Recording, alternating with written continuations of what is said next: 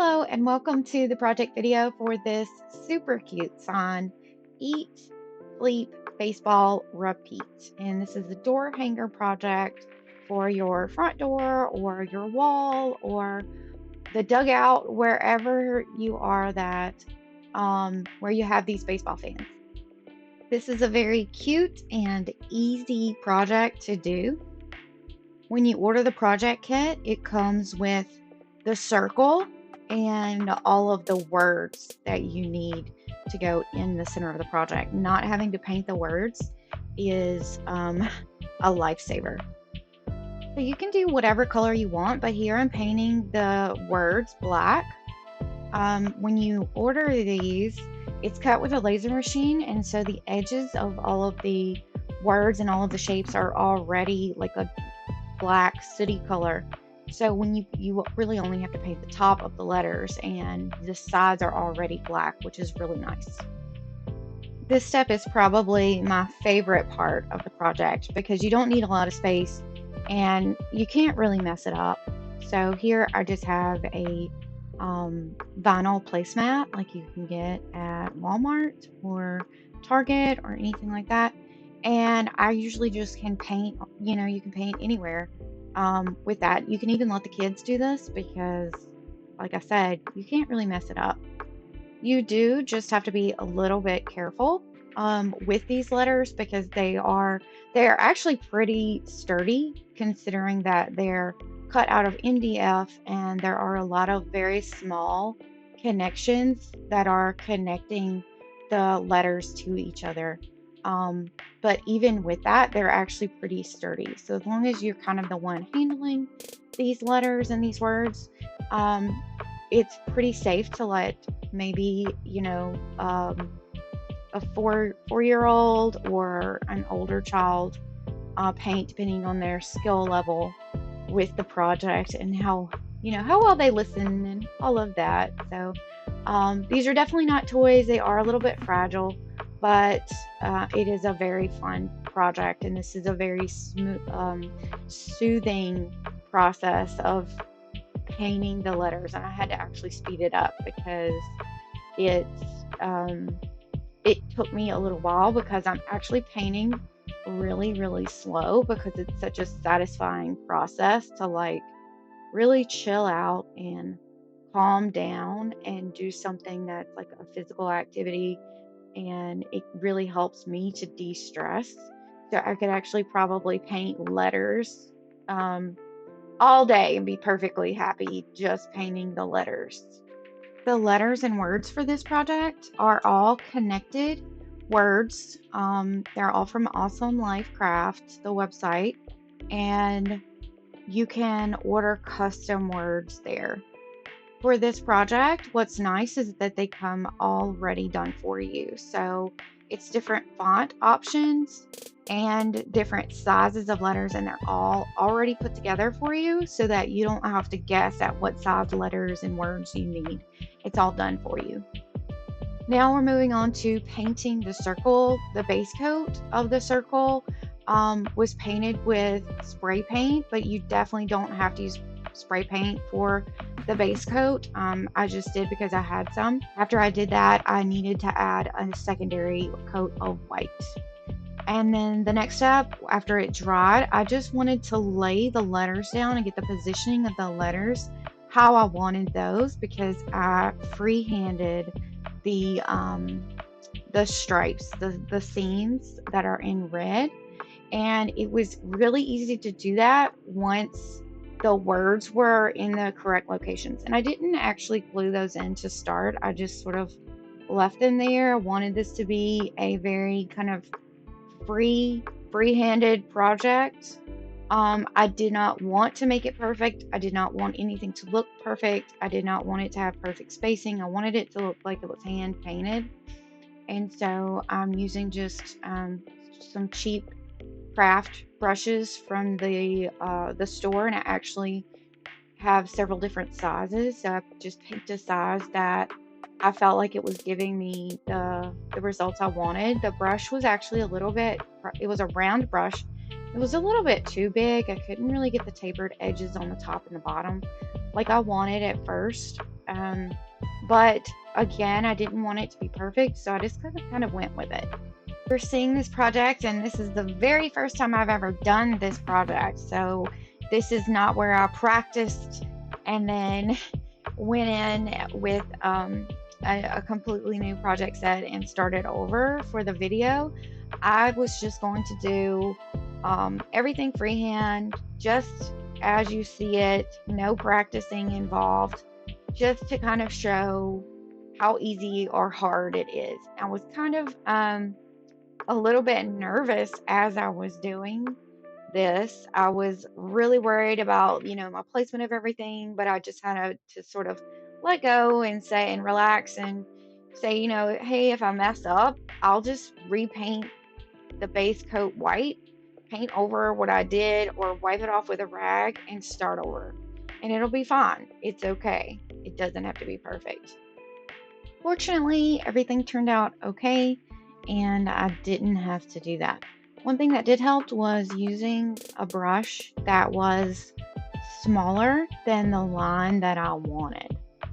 So because the brush was smaller, I had a lot more leeway with the original tracing of the line. So when I drew that one long line and I was trying to get it to match up with the line on the other side, I actually kind of messed it up a good bit.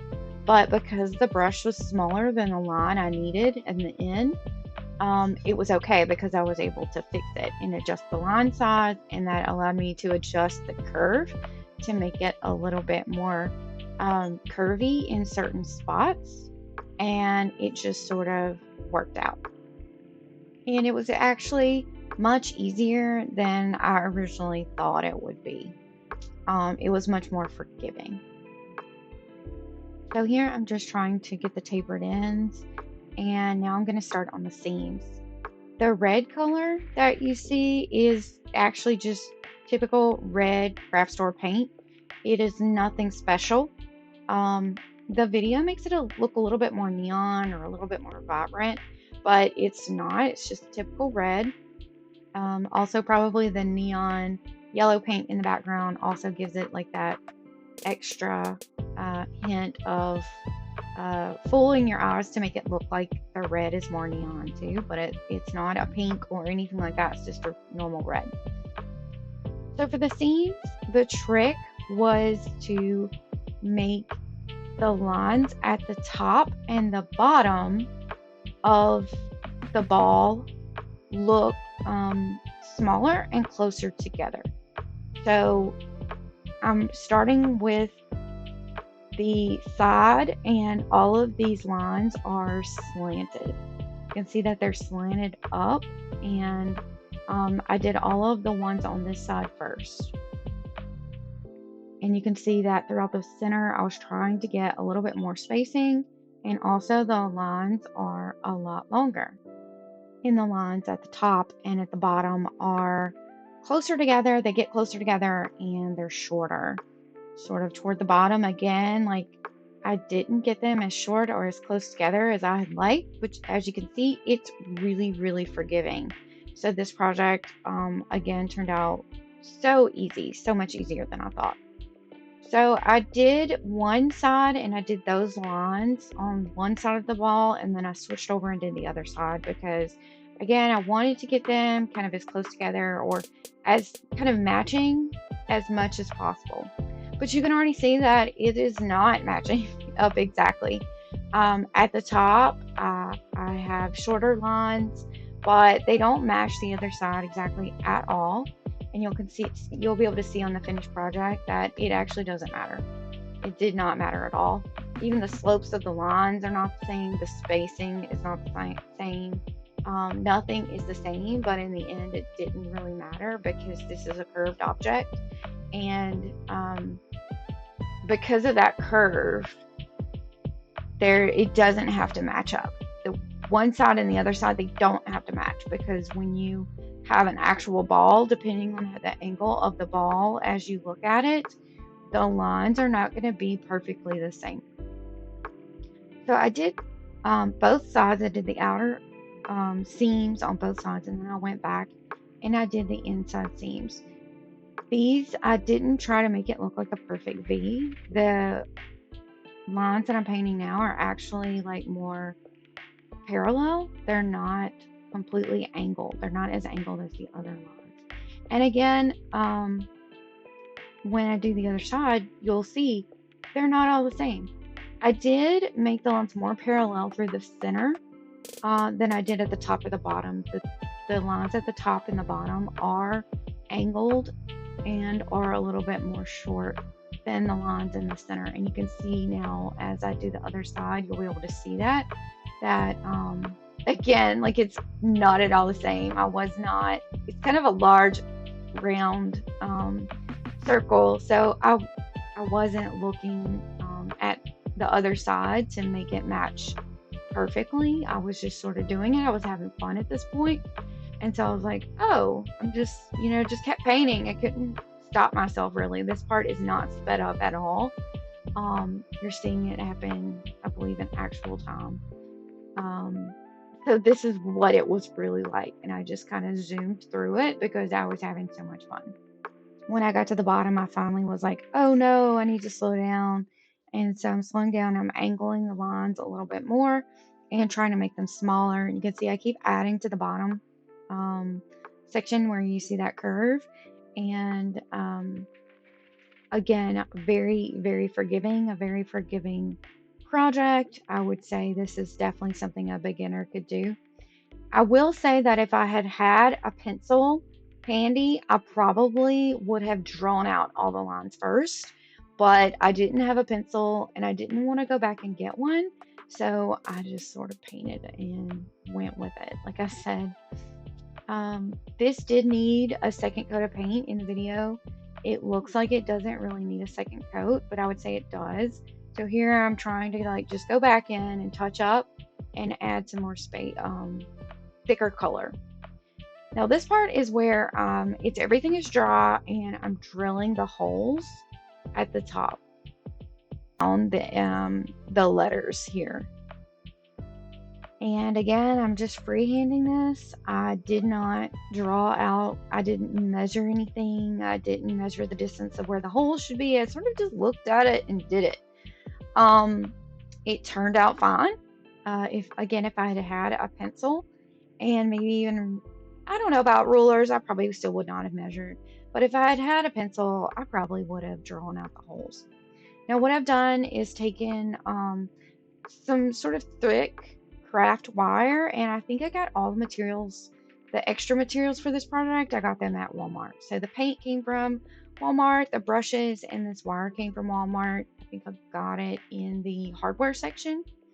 And I just cut off a small section, bent it over, and I'm making this little handle here. It was pretty easy to work with, but I definitely needed the pliers, and I'm not even using the correct pliers here. These pliers are actually cutters, not pliers. So I just used those to bend it over. And that's it. This is the finished project. As you can see, now that you've seen it painted, you can probably tell that like it's not as perfect as it may seem, but it turned out really, really well. I loved it.